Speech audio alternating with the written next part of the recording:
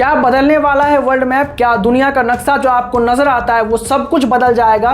यदि मैं आपसे कहूं कि अब यहां पर ईरान जो है पूरी तरीके से युद्ध में घुस चुका है और कुछ ही दिनों में यहां पर जो नक्शा आपको नजर आता है वर्ल्ड के अंदर में वो बदलने वाला है। कौन से बड़े बदलाव होंगे और आखिरकार कौन सा अपना ब्रह्मास्त्र है जिसको कि यहां पर चलाने का फैसला पूरी तरीके से और जोरों शोरों से ले चुका है ईरान, उसकी क्या क्या कैपेबिलिटी है और क्या यहां पर उसको जो ब्रह्मास्त्र कहा जा रहा है वो जायज है या फिर नहीं, उसको लेकर के नेतन्याहू जो कि इजराइल के प्राइम मिनिस्टर हैं और जो यहां पर ट्रंप भाई साहब हैं यूएस के, ये दोनों जो है काफी ज्यादा परेशान नजर आ रहे हैं। आखिरकार क्यों इतनी परेशानी आ रही है, क्यों इनके यहाँ पर जो चेहरे उतरे हुए नजर आ रहे हैं और अचानक से ईरान यहाँ पर इतना मजबूत कैसे नजर आने लग गया इस युद्ध में?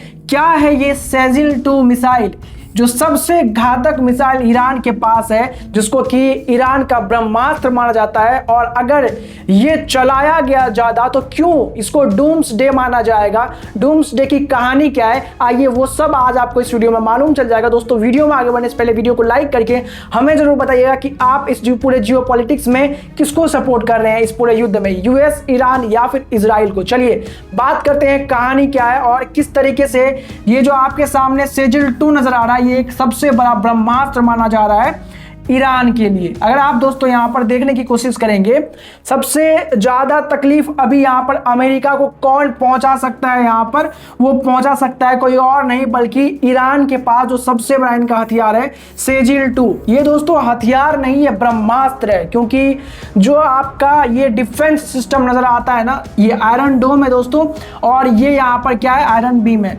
जो लेजर यहाँ पर बीम का इस्तेमाल होता है किसी भी बैलिस्टिक मिसाइल को मार के गिराने के लिए। ये दोनों डिफेंस सिस्टम उनके पास है, एक आयरन डोम है और एक आयरन बीम है यहाँ पर। तो ये दोनों चीज जो है यहाँ पर यूज किया जाता है यूएस के द्वारा और यहाँ पर इजराइल के द्वारा, जिसको कि काफी यहाँ पर मजबूती से इजराइल यूज करता है और लगभग जितने भी मिसाइल ईरान की तरफ से दागे जाते हैं वो सबको यहाँ पर नष्ट कर देता है। लेकिन सेजिल-2 के सामने में क्या ये मिसाइल कुछ काम के हैं भी या फिर नहीं?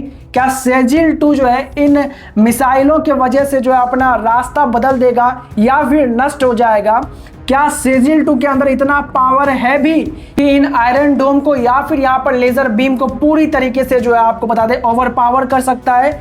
क्या पूरी कहानी और आखिरकार इसको ब्रह्मास्त्र क्यों माना जाता है? क्यों इसको चला देने मात्र से डूम्सडे स्टार्ट हो जाएगा वर्ल्ड के अंदर में? और क्यों आखिरकार यहाँ पर ये जो डूम्सडे कहा जाता है, ये डूम्सडे कहा क्यों जाता है दोस्तों? डूम्सडे का मतलब ही यही होता है कि जब ये शुरू हो जाता है तो कहानी अंत की शुरू होती है, कहानी यहाँ पर जो है खत्म की शुरू होती है। ये चीज कहीं ना कहीं इजराइल नहीं चाहता है, लेकिन ईरान इसके लिए अब तैयार हो चुका है, मन बना चुका है, क्योंकि कुछ मिसाइलें इसने ऑलरेडी दाग भी दिए हैं। अब ये मिसाइलें आखिरकार क्यों ट्रंप की परेशानी को बढ़ा रहा है और क्यों इतनी ज्यादा परेशान चेहरे के साथ ये नजर आ रहा है?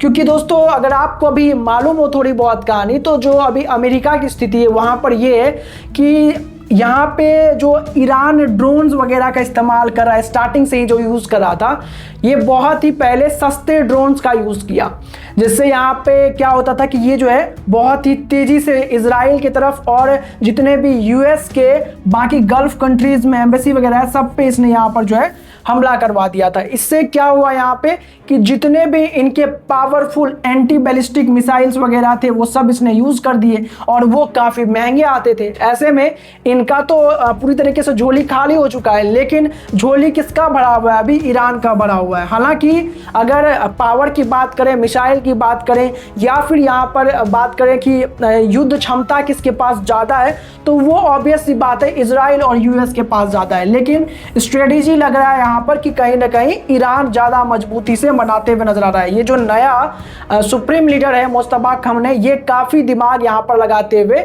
नजर आ रहे हैं ईरान के अंदर में। क्यों नजर आ रहे हैं और आखिरकार देखते हैं अब यहाँ पर कि सेजिल-2 इतना पावरफुल क्यों है और क्यों इसको ब्रह्मास्त्र या फिर यहाँ पर आप कह सकते हैं कि डांसिंग मिसाइल कहा जाता है।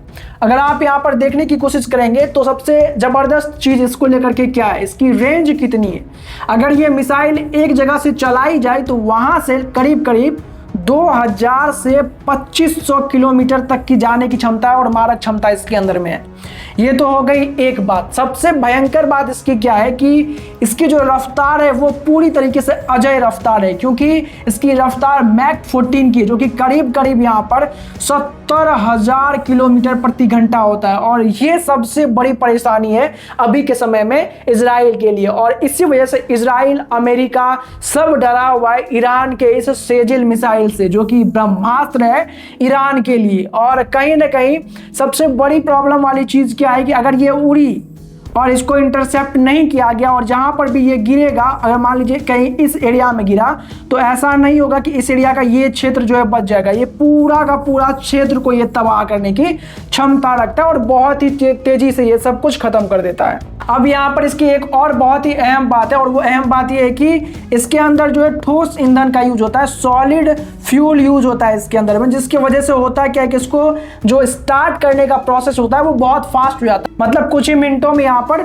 सेजिल 2 मिसाइल जो है वो लॉन्च कर दिया जाता है और किसी भी दुश्मन देश पे जो है छोड़ दिया जाता है। ऐसे में ये सब कुछ यहाँ पर कहीं ना कहीं जो है ईरान के लिए बहुत ज्यादा फायदेमंद चीज है, वहीं पे इजराइल के लिए बहुत ही ज्यादा चिंता का विषय है। आगे आइए आपको बताते हैं कि ये कैसे एक डूम्स डे माना जाता है। अगर ये चल गया तो कैसे ये डूम्स डे होगा, और उसके साथ ही साथ दोस्तों हम आपको ये भी बताएंगे कि आखिरकार ईरान के पास जो है ये कितना है और क्या ये इतना सस्ता है जितना सस्ता इसका पहले का ड्रोन वगैरह हुआ करता था, वो चीज़ भी हम यहाँ पर समझेंगे। और इससे कितनी तबाही यहाँ पर इजराइल और यूएस के अंदर मचाया जा सकता है वो भी हम आगे दोस्तों यहाँ पर इस चीज़ को समझते हैं। अगर आप यहाँ पर दोस्तों देखने की कोशिश करेंगे कि आगे आने वाला समय जो है वो अमेरिका के लिए बहुत ज़्यादा मुश्किल में होने वाला है। अमेरिका के लिए मुश्किल में इसलिए होगा क्योंकि अब यहाँ पर काफ़ी भयंकर रूप जो है वो ईरान पकड़ चुका है, क्योंकि पहले इसके पास जो मिसाइल थे, जो बड़े बड़े मिसाइल थे, जो घातक मिसाइल थे, उसको ये छोड़ नहीं रहा था।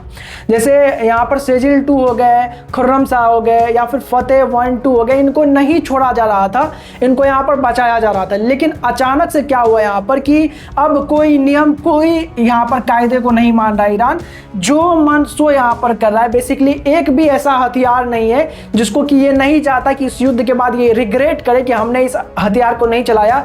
अगर इस हथियार को चलाते तो इससे यहाँ पर कहीं ना कहीं जो है इसको और ज्यादा अमेरिका को तकलीफ होती, या फिर यहाँ पर इससे ज्यादा और तकलीफ यहाँ पर इजराइल को पहुंचती, और कहीं ना कहीं जो खमनई का बदला है वो हम और मजबूती से ले पाते। ऐसा कोई रिग्रेट यहाँ पर जो है ईरान अभी करना नहीं चाहती है, इसलिए वो हर मिसाइल को, हर वेपन को यूज कर रही है, और उसी में एक वेपन इनका सेजिल 2।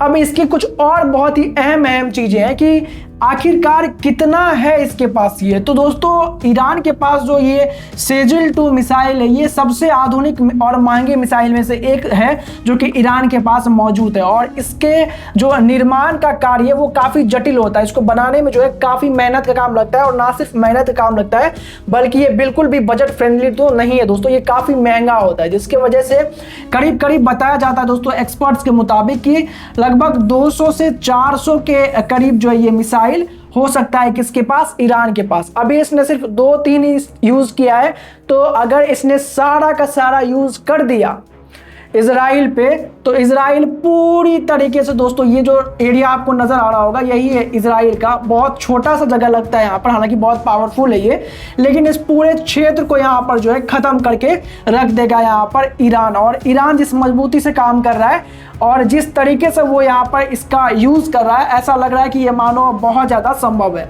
अब क्यों संभव है और क्यों यहाँ पर और ज्यादा इससे प्रॉब्लम हो सकता है, ये देखिए यहाँ पर अगर आप देखेंगे ईरान से इजराइल का दूरी करीब करीब यहाँ पर 1000 मील के आसपास है। अब ये 1000 मील जो है ये मतलब बिल्कुल ही ज्यादा नहीं है, बहुत नजदीक है। अगर बात करें सेजिल 2 मिसाइल की तेजी को देखते हुए और इसके रेंज को देखते हुए, तो ये बहुत कम है। यहां तक पहुंचने में आपको पता है कितना समय लगेगा? अगर ईरान से सेजिल 2 मिसाइल को छोड़ा गया तो यहां तक पहुंचने में इसको करीब करीब 6 से 10 मिनट का टाइम लगेगा, और ये बहुत कम होता है।